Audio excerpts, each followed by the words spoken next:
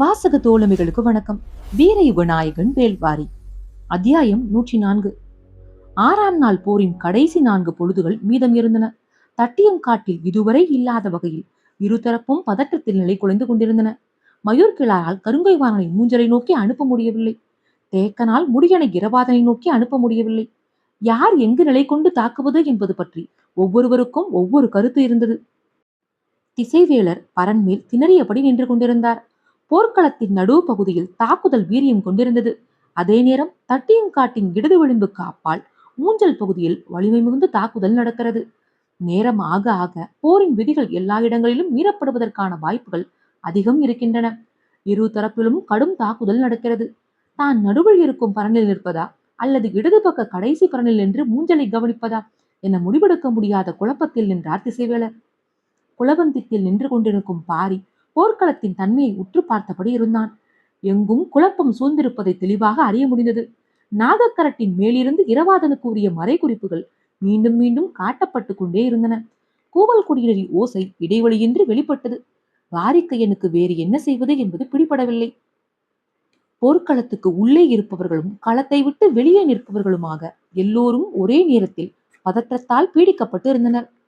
நிலைமை என்னவாகும் என்பதை யாராலும் கணிக்க முடியவில்லை. சரியும் மஞ்சள் வெளிச்சத்தின் ஊடே களத்தை உற்று நோக்கி கொண்டிருந்த பாரியின் சிந்தனை முடிவை நோக்கி நகர்ந்தது. இனி தாமதிக்க வேண்டாம் என எண்ணிய கணத்தில் கையை உயர்த்தினான் பாரி. அருகிருந்த கூவல் குடியினர் அதற்கேற்ற ஓசையை வெளிப்படுத்தினர். நாகக்கரட்டில் இருந்தவர்களுக்கான உத்தரவு குலவந்திட்டில் இருந்து வந்தது. போர்க்களம் நோக்கி வெளிப்படுத்தும் ஓசையை உடனடியாக நிறுத்தினான் வாரிக்கையன். இரவாதன் மூஞ்சலுக்குள் தனது முழு படையுடன் நுழைந்து விட்டான். இனியும் பின்னோக்கி வரச் சொல்லும் மறைகுறிப்புகளை சொல்லிக் கொண்டிருப்பது தவறு. உள்ளே நுழைந்தவன் இதுவரை நாகக்கரட்டின் குறிப்புகளை கவனித்து அறியவில்லை. இனி தற்செயலாக கவனித்து விட்டால் உள்ளே தாக்குதல் தொடுத்து முன்னேறுவதா அல்லது வெளியேறுவதா என்ற குழப்பத்தை அவனுக்கு உருவாக்கும். அந்த தடுமாற்றம் தாக்குதலை வலிமையிழக்க செய்து ஆபத்தை உருவாக்க வாய்ப்பிருக்கிறது. எனவே கோவல்குடியின் ஓசையை நிறுத்தச் சொன்னான் பாரி. முழுமையான திறனோடு உள்ளே நுழைந்தவனை எந்த விதத்திலும் திசை திருப்ப வேண்டாம். இதுவரை செய்த முயற்சிகள் சரி, இனி இதை தொடரக்கூடாது.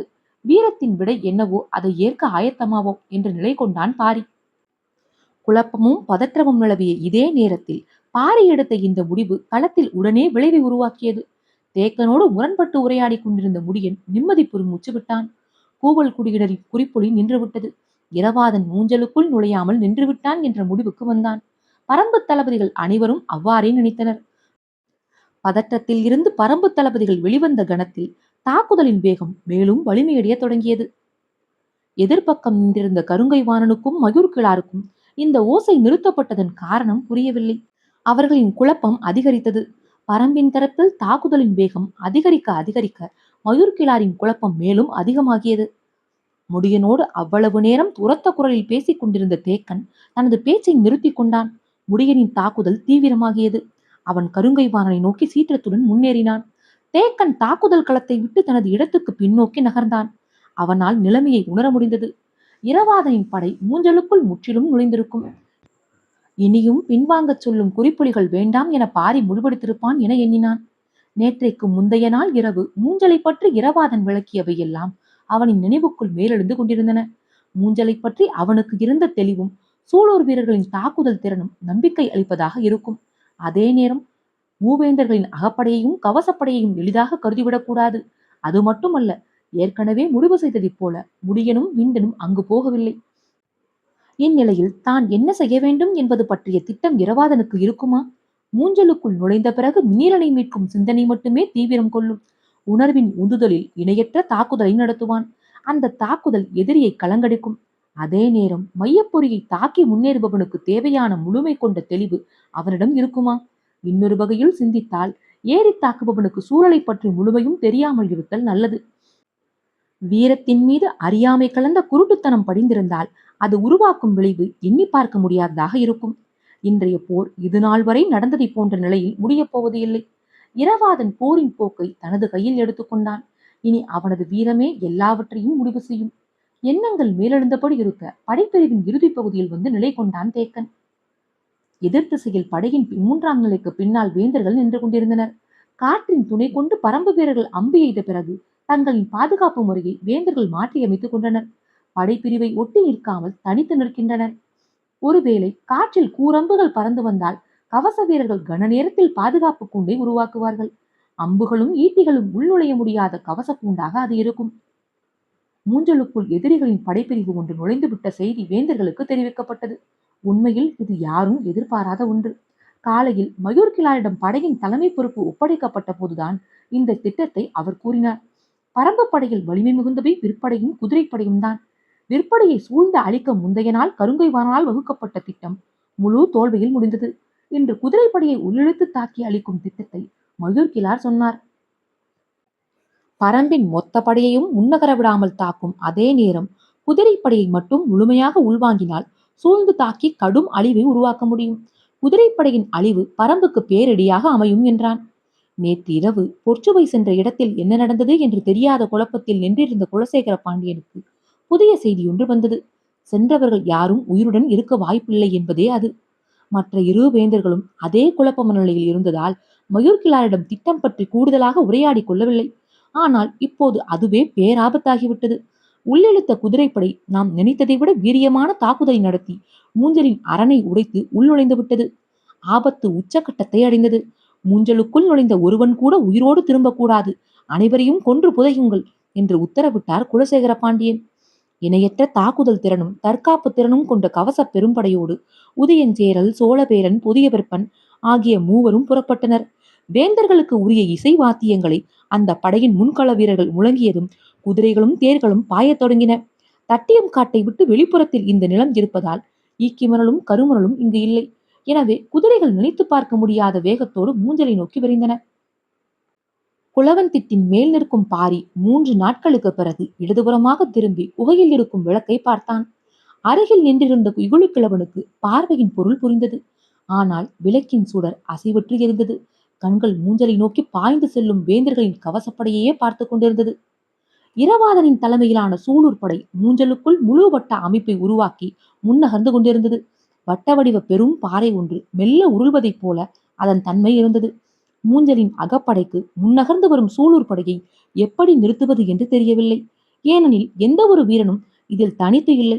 உருளும் பாறையைக் கண்டு விலகும் உயிரினங்கள் போல அகப்படையினர் விலக வேண்டி இருந்தது. சூலூர் படையினரின் மையுறை சட்டை ஆயுதங்களால் துளைக்க முடியாதது. அதே நேரம் மிக குறைந்த எடையுடையது. வேந்தர்களின் அகப்படை பெரும் எடை கொண்ட இரும்பாலான கவச உடையை கொண்டது. எனவே வீரர்களால் வேகம் கொண்டு பாய முடியாது. பரம்பு படையின் ஒவ்வொரு வீரனும் எண்ணற்ற ஆயுதங்களை தன் தோளிலும் இடுப்பிலும் தொங்கவிட்டுள்ளான். உள்ளே நுழைந்த படை இதுவரை தாக்குதலை தீவிரப்படுத்தவில்லை. முதலில் தன்னை நிலைநிறுத்திக் கொண்டது. பிறகு எந்த திசை நோக்கி நகர வேண்டும் என முடிவு செய்தது. சூலூர் வீரன் ஒருவன் கொண்டு வந்த மூங்கில் ஒன்றை வட்டத்தின் நடுவில் நேராக நிமிர்த்தினான். இன்னொரு வீரன் கண்ணிமைக்கும் வேகத்தில் அதன் மேல் ஏறினான். மூஞ்சல் முழுவதும் இருக்கும் கூடாரங்களின் மேற்கூம்பை பார்க்கும் உயரத்துக்கு ஏறினான். சூலூர் வீரர்களை முன்னின்று தாக்கிக் கொண்டிருந்த அகப்படையினர் திடீர் என ஒருவன் எதிரிகளின் வட்டப்படையின் நடுவில் மூங்கிலை நட்டு கிடுகிடுவன மேலேறி கொண்டிருப்பதை பார்த்தனர். முதலில் அவர்களுக்கு அது பிடிபடவில்லை. பிறகு அகப்படை தளபதி மேலேறுபவனை நோக்கி தாக்குதல் தொடுக்க உத்தரவிட்டான். முன்னிலை வீரர்கள் வில்லெடுத்து அம்பு எய்தனர். அம்புகள் பாயும் முன்பு மூங்கிலின் மேலேறியவன் ஏறிய வேகத்தில் மூஞ்சல் முழுமையையும் கண்களை சுழற்றி பார்த்துவிட்டு அங்கிருந்து கீழே குதித்தான். அம்புகள் காற்றில் பறந்து கொண்டிருந்த பொழுது அவன் தரையிலே நிலை கொண்டான். அவன் சொல்லப் போகும் திசைக்காகத்தான் இரவாதன் காத்திருந்தான். கபிலர் நீலனுக்கு வழங்கிய போர்வை எண்ணற்ற மருத்துவ வேர்களால் பின்னப்பட்டது. அதில் காற்றில் தீயும் வேறொன்று இருக்கிறது. அதில் இருந்து சிறிது சிறிதாக கசியும் புகையால் கூடாரத்தின் மேற்பகுதியில் கருநீலம் படிந்திருக்கும். மூங்கிலின் மேலேறியவன் அந்த கூடாரத்தை பார்த்தவுடன் மேலிருந்து கீழே குதித்தான். குதித்தவன் குறிப்பு சொன்ன கணத்தில் முன்வகுக்கப்பட்ட திட்டத்தின் அடிப்படையில் தாக்குதலை தொடங்கினான் இரவாதன். அதுவரை முன்னும் பின்னுமாக அசைந்தபடி நின்று கொண்டிருந்த பாறை கடகடவென உருளத் தொடங்கியது போல் இருந்தது. பரம்பின் தரப்பில் அம்புகளும் ஈட்டிகளும் பீரிட்ட பொழுது அகப்படையினர் முன்னகர முடியாமல் தடுப்பு உத்தியை கை கொள்ள தொடங்கினர். வட்ட வடிவ பேருருளை 3ஆக பிளக்கத் தொடங்கியது. கருணையின் தலைமையிலான வீரர்கள் அகப்படையை எதிர்கொள்ள உருவிய வாளோடு பாய்ந்து முன்னேறினர். அவர்கள் பிரியும் வேகத்திலேயே பிடரிமானின் தலைமையிலான குழுவினர் பொய்க்கூடாரங்களில் உள்ளவர்களை எதிர்கொள்ள தனித்து முன்னேறினர். இரு பெரும் கூறாக படை பிளவுபட்ட பொழுது நீலனை நோக்கி செல்ல ஆயத்தமானது இரவாதன் தலைமையிலான குழு. வேந்தர் படை வீரர்கள் அனைவரும் வலது கையில் ஆயுதமும் இடது கையில் கேடயமும் ஏந்தியிருந்தனர். ஆனால் பரம்பு வீரர்கள் யாருடைய கையிலும் கேடயம் இல்லை. எல்லோரும் இரு கைகளிலும் ஆயுதங்களை ஏந்தியபடி இருந்தனர். உடல் முழுக்க மெய்யுறை கவசம் இருக்கிறது. அது போதும். இப்போதைய தேவை நீலனை மீட்பது, அது மட்டும்தான். எனவே ஒவ்வொரு வீரனும் எண்ணிலடங்காத வீரர்களை கொன்று குவிக்கும் வெறியோடு மூஞ்சலுக்குள் நுழைந்தனர். கருணியின் தலைமையிலான படை தாக்குதலை தொடங்கிய கணமே அதன் வேகம் எதிர்கொள்ள முடியாததாக இருந்தது. தாக்குதலின் ஆற்றலால் வேந்தர்களின் அகப்படை சற்றே பின்வாங்கியது. பிடரிமானின் தலைமையிலான அணி முன்னகரும் பொழுதே படையின் நடுப்பகுதியில் இருந்து 3 பெரும் மூங்கில்களை மேலே உயர்த்தி முக்கோண வடிவில் 3 முனைகளையும் ஒன்றோடு ஒன்று பொருத்தி நிறுத்தினர். மறுகணமே எண்ணற்ற வீரர்கள் ஒருவர் பின் ஒருவராக அதில் ஏறி கோபுரம் போன்ற அமைப்பை உருவாக்கினர். மூங்கிலின் பிடிமானத்தோடு ஒருவர் தோளில் ஒருவர் ஏறி கூடாரத்தை விட அதிக உயரத்துக்கு உருவாக்கி கொண்டனர். இவையெல்லாம் நினைத்து பார்க்க முடியாத வேகத்தில் படையின் நடு பகுதிக்குள் நடக்கின்றன. கோபுரத்தின் மேலேறியவர்கள் உச்சியில் இருந்தபடி கூடாரத்தின் மேல்நிலையில் தாக்குதல் தொடுக்க தொடங்கினர். பகலியம்புகள் கூடாரத்தின் மேற்கூரையை கிழித்துக் கொண்டு உள்ளே இறங்கின. உடல் எங்கும் கவசம் அணிந்த வீரர்கள் மேற்கூரையில் இருந்து பாய்ந்து வந்து தலையையும் கழுத்தையும் தாக்கும் அம்புகளை சற்றும் எதிர்பார்க்கவில்லை. பொய்க்கூடாரத்தில் இருந்த வேந்தர் படை வீரர்கள் இடைவிடாது கூரையை பிளக்கும் அம்புகளை எதிர்கொள்ள முடியாமல் சிதறி வெளியேறினர். பொய்க்கூடாரம் ஒன்று களைந்த வேகத்தில் அதன் கூச்சலும் கலவரமும் மற்றவற்றை கலைத்தன. அகப்படை சிதறி பொய்க்கூடாரங்கள் களைய தொடங்கும் பொழுது வேந்தர்கள் கவசப்படையோடு மூஞ்சலுக்குள் நுழைந்தனர். இடதுபுறமாக உதயஞ்சேரல் நுழைந்தான். அவன் கண் முன்னே சிதறும் அகப்படையை கொன்று குவித்து முன்னகர்ந்து கொண்டிருந்தது சூலூர் படை. எதிர் திசையில் அதைவிட வேகமாக இன்னொரு படை போய்க் கொண்டிருந்தது. அப்பக்கம் இருந்து உள்ளே நுழைந்தான் சோழவேலன். பிடரிமானின் தாக்குதல் பொய்க்கூடாரங்களை புரட்டியது. மூஞ்சலின் கட்டுக்கோப்பு குலைந்து கொண்டிருந்த பொழுது வேந்தர்கள் மூவரும் தங்களின் சிறப்பு படையோடு உள் நுழைந்தனர். மிக குறுகிய நேரத்தில் சூறைக்காற்று போல தாக்குதல் நடத்திய பரம்பு படை மூஞ்சலின் மொத்த இயக்கத்தையும் நிலைகுலைய செய்தது. தாங்கள் பார்த்து கொண்டிருக்கும் காட்சியை வேந்தர்களால் நம்ப முடியவில்லை. ஆனாலும் எதிர்த்தாக்குதலை தொடுக்க அவர்களுக்கு அதிக நேரம் ஆகவில்லை. பல போர்களையும் தாக்குதலையும் வெற்றிகரமாக நடத்திய எண்ணற்ற அனுபவம் கொண்டது வேந்தர்களின் சிறப்பு படை. இது போன்ற சூழலை எத்தனையோ முறை கையாண்ட தளபதிகள் அதில் இருந்தனர். உதயஞ்சேரலின் படை கருணியின் தலைமையிலான படையோடு மோதத் தொடங்கியது. அதே நேரத்தில் சோழவேலனின் படை பிடரிமானின் படையை எதிர்கொண்டது. எண்ணி பார்க்க முடியாத வலிமையும் தாக்குதல் திறனும் கொண்ட இரு தரப்பு சிறப்பு படைகளும் ஒன்றை ஒன்று எதிர்கொண்டன. இரு பக்க சிறகுகளிலும் கருணியும் பிடரிமானும் எண்ணிலடங்காத ஆயுதங்களின் வழியே வேந்தர் படையை தாக்கிக் கொண்டிருந்த பொழுது தனது இரையை கவ்வ விண்ணில் இருந்து வெட்டி இறங்கும் கழுகின் வேகத்தில் நீலனின் கூடாரம் நோக்கி பாய்ந்து கொண்டிருந்தான் இரவாதன். மூஞ்சலுக்குள் நுழைந்த இடத்தில் இருந்து நீலனின் கூடாரம் இருக்கும் இடம் வரை 3 தடுப்பு நிலைகள் உள்ளன. வெளிப்புற அரணை உடைத்து முதல் தடுப்புக்கு அருகில் பரம்பு படை வந்த பொழுது வேந்தர்கள் மூவரும் வந்து சேர்ந்தனர். ஆனால் அப்போது இரவாதன் 2வது தடுப்பை தாக்கிக் கொண்டிருந்தான். நிலைமையை கணிக்கும் நேரம் கூட வேந்தர்களுக்கு வாய்க்கவில்லை. அவன் 2வது தடுப்பை உடைக்கும் முன் தனது படை அவ்விடம் விரைந்து செல்ல உத்தரவிட்டான் புதிய வெப்பன். இரவாதனின் வேகமும் தாக்குதலின் தன்மையும் யாராலும் கற்பனை செய்ய முடியாத அளவுக்கு இருந்தன. தென்னையோலியை கிழித்துக் கொண்டு உள்ளிறங்கும் மூங்கிற்களி போல எதிரிகளின் கவசங்களை துளைத்து உள்ளிறங்கின பகலியம்புகள். அம்பு என்பது 3 விசைகள் மையம் கொள்வது. இழுத்து வளைக்கும் பொழுது உள்ளுக்குள் விரிய துடிக்கும் நரம்பு, பின்னிழுக்கும் போது முன்வாங்க துடிக்கும் நான், முன்னும் பின்னுமாக வீரனின் 2 கைகளை கொண்டு கூட்டப்படும் விசை. இந்த 3 குவிமையமே விடுபடும் அம்பாக ஏகிச் செல்லும். இந்த 3ம் வேந்தர் படையை விட 3 மடங்கு அதிக ஆற்றலோடு வெளிப்பட்டன சூலூர் வீரர்களிடமிருந்து. குறுங்காது முயலின் குருதிவாடை காற்றெங்கும் மிதந்து கொண்டிருந்தது. புதிய வெப்பனின் சிறப்பு படை இரவாதனின் படையை நோக்கி முன்னேறியது. அப்போது சற்றும் எதிர்பார்க்காமல் சூலூர் வீரர்கள் விசிறி வடிவ உருளிகளாலான எரிவட்டுகளை வீசத் தொடங்கினர். ஈட்டி என்றால் போர் வீரன் ஒன்றைத்தான் வைத்திருக்க முடியும். ஆனால் ஒவ்வொரு வீரனும் 10க்கும் மேற்பட்ட எரிவட்டுகளை இடுப்பிலே கோத்து வைத்திருந்தான். கண்ணிமைக்கும் நேரத்தில் காற்றை கிழித்துக் கொண்டு பறந்த எரிவட்டுகள் அனைத்தும் கவச வீரர்களின் கழுத்துக்குள் குறிவைக்கப்பட்டன. பாய்ந்து வந்த வேந்தரின் கவசப்படை 2 பனை தொலைவிலேயே நின்று எரிவட்டுகளை கவசங்களால் தடுக்க வேண்டிய நிலை வந்தது. அப்போது 3வது தடுப்பு நோக்கி இரவாதன் முன்னேறி கொண்டிருந்தான். அதை பார்த்த புதிய வெப்பன் உலோகவில்லில் தனல் அம்புகளால் இரவாதனை நோக்கி கடும் தாக்குதல் நடத்தியபடி அவனை நோக்கி தேரை விரைவுபடுத்து என்று கத்தினான். மூஞ்சலின் வெளிப்புற அரண் மீண்டும் ஒன்றுக்கு ஒன்று செருகி அடைப்பை உருவாக்கியது. ஆனால் உள்ளே நுழைந்த சூலூர் வீரர்கள் தங்களை நோக்கி மொய்க்கும் வேந்தர் படையை கணக்கில்லாமல் கொன்று குவித்தனர். கவசங்களின் மேல் வெட்டி இறங்கும் வாளின் ஓசை மூஞ்சலை நடுங்கச் செய்தது. கொற்றவாளும் கணிச்சி எனும் கோடாரி வகை ஆயுதமும் சூலூர் வீரர்களின் உடல் உறுப்பை போன்றவை. பெரும் மரத்தையும் கணிச்சி கொண்டு ஒரே வீச்சில் வெட்டிச் சரிக்கும் சூலூர் வீரர்களின் வேகம் கவசங்களை கிழித்து இறங்கிக் கொண்டிருந்தது. இரவாதன் 3வது தடுப்பை நெருங்கும் பொழுது புதிய வெப்பனின் தேர் விரைந்து அவ்விடம் வந்தது. நிறைந்த பூண்களை கொண்ட கொடுஞ்சி வகை தேரது. கதிரவனின் ஒளியில் கண்களை பறித்தபடி வீரர்களை பிளந்து கொண்டு வந்தது. கவச வீரர்களின் தாக்குதலுக்கு இடையே திரும்பி மீளும் கணத்தில் தன்னை நோக்கி வரும் தேரை பார்த்தான் இரவாதன்.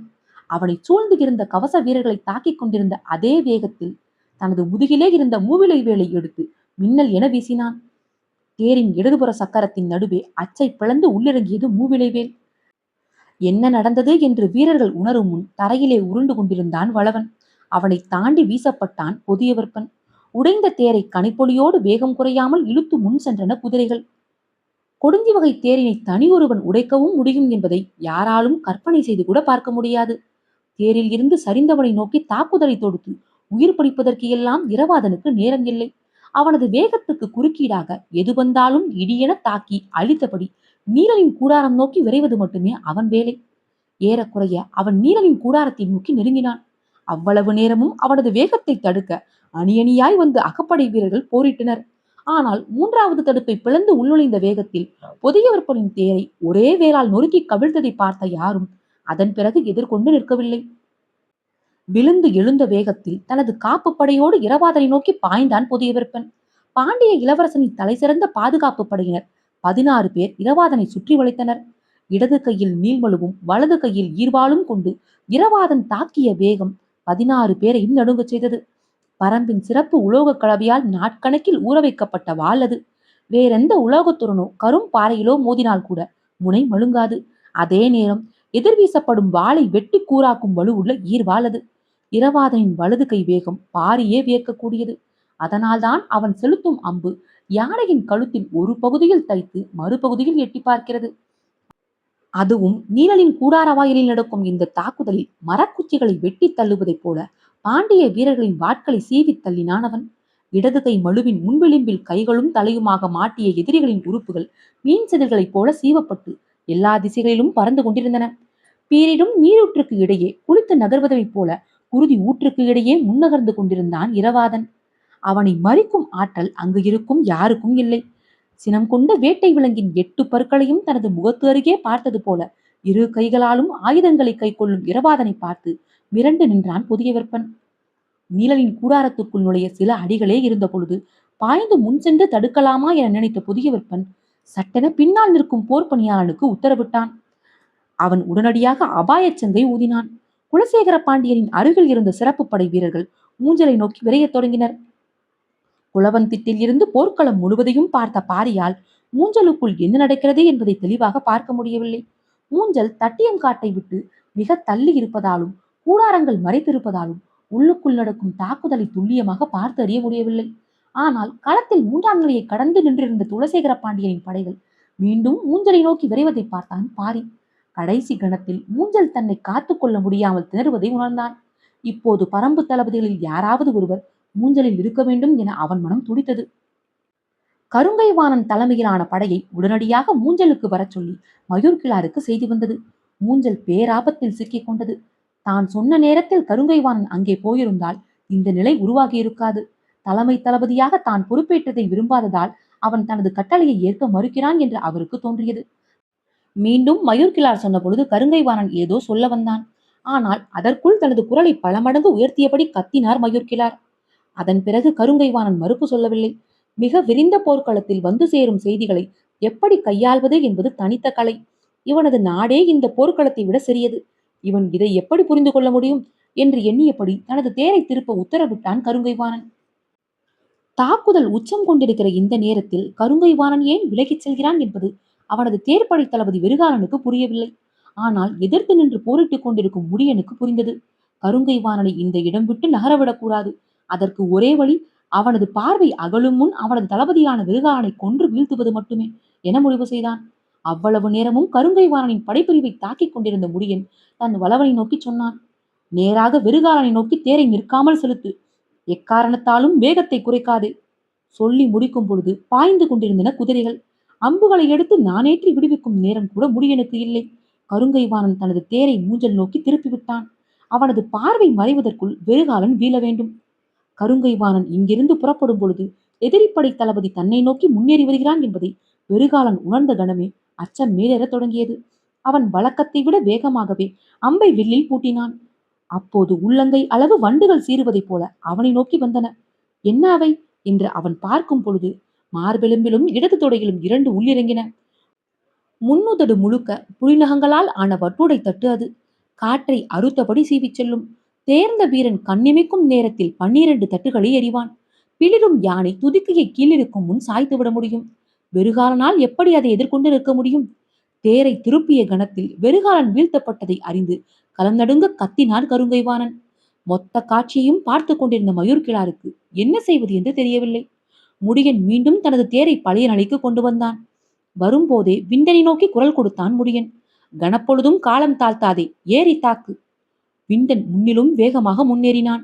அதை பார்த்தபடி கொப்பளிக்கும் ஆவேசத்தோடு தாக்குவதற்கு பாய்ந்து வந்தான் கருங்கைவாணன். எந்த தூண்டிலை போட்டால் மூஞ்சலை நோக்கி போக விடாமல் திரும்ப முடியுமோ அந்த தூண்டிலை முடியன் வீசியவுடன் திரும்பினான் கருங்கைவாணன். அவனது தாக்குதல் உத்தி இன்னும் கடுமையாக இருக்கும் என எண்ணும் பொழுது 6 பரன்களில் மேலிருந்தும் முரசின் ஓசை மேலெழுந்தது. யாரும் எதிர்பாராத நிகழ்வாக இருந்தது. அதிர்ந்து பார்த்தனர் பலரும். நினைவு மீண்டவனைப் போல சட்டென திரும்பிய மயூர்கிழார் மூஞ்சலை நோக்கி தேரை விரட்டு என்றார். அவர் போகத் தொடங்கியதும் அவரை விட வேகமாக மூஞ்சலை நோக்கி விரைந்தான் கருங்கைவாணன். தட்டியம் காடு எங்கும் கடைசி 5 பொழுதுகளில் நினைத்து பார்க்க முடியாதபடி தாக்குதல் தொடுத்த வீரர்கள் முரசின் ஓசை கேட்டதும் ஆயுதம் ஏந்திய கைகளை தளர்த்தினர். ஆனால் தளபதிகள் முன்னிலும் வேகமாகவும் படபடப்புடனும் மூஞ்சலை நோக்கி விரைந்தனர். கருங்கைவாணனின் தேரை தொடர்ந்து அதே வேகத்தில் முடியன் வந்து கொண்டிருந்தான். 3 நாட்களாக குதிரை ஏறாத தேக்கன் முடியனை விஞ்சியபடி குதிரையில் பாய்ந்து கொண்டிருந்தான். விலா எலும்பு உட்குத்தி இறங்குவது எல்லாம் தேக்கனின் நினைவிலேயே இல்லை. அவனை தொடர்ந்து உதிரன் வந்து கொண்டிருந்தான். மூஞ்சலின் வெளிப்புற அரண் அருகே வந்து நின்றது முடியனின் தேர். அவனுக்கு முன்னால் தன் கண்களையே நம்ப முடியாமல் உறைந்து நின்றான் கருங்கைவாணன். அவர்கள் உயிர் என காத்த மூஞ்சல் கண் பார்க்கும் எல்லை வரை நொறுக்கப்பட்டு கிடந்தது. வெட்டுப்பட்ட வீரர்களின் உடல்கள் மலையென குவிந்திருந்தன. தேரையோ குதிரையோ உள்ளே கொண்டு செல்ல முடியாத அளவுக்கு எல்லாம் நிலை குலைந்திருந்தன. எந்த ஒரு போர்க்களத்திலும் குறுகிய வட்டத்துக்குள் இத்தனை 1000 பேர் கொன்று குவிக்கப்பட்டிருக்க மாட்டார்கள். கருங்கைவாணன் திகைத்து நின்ற பொழுது முடியனின் கண்கள் துடித்தபடி இருந்தன. மூஞ்சலுக்குள் ஒரு சில வீரர்கள் மட்டுமே இங்கும் அங்குமாக தென்பட்டனர். கவசப்படையோ அகப்படையோ சூலூர் படையோ எந்த படையை சேர்ந்த வீரர்களும் கண்ணில் படவில்லை. குதிரைகள் கணக்கில்லாமல் குத்தி சாய்க்கப்பட்டுள்ளன. குவிந்து கிடக்கும் பிணக்குவியலின் மீது மிதித்து நடக்க முடியவில்லை. எல்லோரும் அப்படியே நின்றனர். தொலைவில் ஒருவன் மட்டும் நடந்து வருவது தெரிந்தது. யாரவன் என்று யாராலும் அடையாளம் காண முடியவில்லை. செந்நிற குருதியில் மூழ்கி எழுந்து வந்து கொண்டிருந்தான்.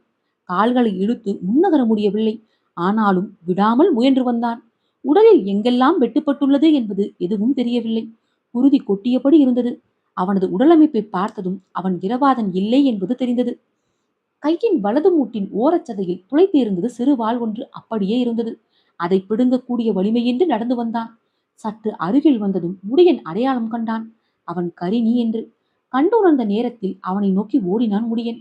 ஆனால் முன்னால் இருந்த வேந்தர் படை வீரர்கள் மூஞ்சலுக்குள் அனுமதிக்க மாட்டோம் என்று வாளால் மறுத்து நிறுத்தினர். துடித்து போய் நின்றான் முடியன். தேக்கனும் உதிரனும் அவன் அருகில் பதற்றத்தோடு வந்து நின்றனர். கரிணி மூஞ்சலின் எல்லையை வந்து அடைவதற்கு வெகு நேரமானது. உயிரை இழக்காமல் நடந்து வந்தவன் முடியனின் அருகில் வந்ததும் தான் கையில் கொண்டு வந்த வாளை பரம்பின் குடிமுடியனிடம் ஒப்படைத்தபடி அப்படியே மண்ணில் விழுந்தான். முடியன் கையில் வாங்கியது இரவாதனின் ஈர்வாள். அத்தியாயம் 104 நிறைவுற்றது. காற்றோடும் உங்கள் காதுகளோடும் நான் எவி மகிழ.